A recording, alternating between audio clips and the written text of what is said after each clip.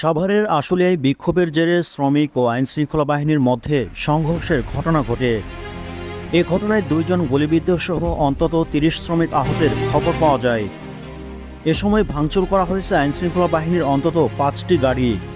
সোমবার 30 সেপ্টেম্বর দুপুর 12টার দিকে টঙ্গী আশুলিয়া ইপিজেড সড়কে জিরাবো এলাকায় মডেল গ্রুপের সামনে এ ঘটনা ঘটে।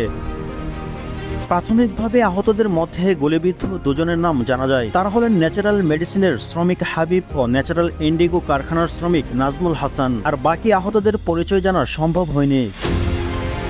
অন্যদিকে শ্রমিকরা জানান, সকালে মণ্ডল গ্রুপের শ্রমিকদের সঙ্গে মালিকপক্ষ, শ্রমিক প্রতিনিধি ও আইনশৃঙ্খলা বাহিনীর ত্রিপক্ষীয় মিটিং চলছে। টিম টিআরসি হৃদয়ে ধারণ করে বাংলাদেশ, দ্য রিয়েল কনসালটেশন, স্বচ্ছ ভ্যাট আইনে দক্ষ ন্যায্য ভ্যাট প্রদানে। এ সময় সমঝোতা না হয় শ্রমিকরা কারখানার বাইরে অবস্থান নেন। পরে অন্যান্য কারখানার শ্রমিকরা সেখানে জড়ো হতে থাকেন। এ সময় আইনশৃঙ্খলা বাহিনী ও শ্রমিকরা মুখোমুখি অবস্থান নিলে শ্রমিকরা র্যাব ও পুলিশের কয়েকটি গাড়ি ভাঙচুর করেন। আর পরিস্থিতি নিয়ন্ত্রণে আনতে আইনশৃঙ্খলা বাহিনীর সদস্যরা লাঠিচার্জ করেন। পরে শ্রমিকরা আরও উত্তেজিত হলে পুলিশ গুলি চালান। এ সময় 2 জন গুলিবিদ্ধ হলে তাদের উদ্ধার করে স্থানীয় পিএমকে হাসপাতালে ভর্তি করা হয়।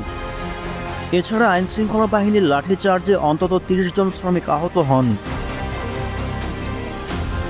ন্যাচারাল ডেমিনাসের শ্রমিক মোহাম্মদ সুমন বলেন, সকালে আমাদের কারখানার সবাই কাজ করছে। আমাদের কারখানায় কোনো ধরনের আন্দোলন হয়নি। তবে মণ্ডল গ্রুপের শ্রমিকরা কারখানার সামনে আন্দোলন শুরু করেন। আমাদের শ্রমিকরা সংহতি জানিয়ে মণ্ডলে যান।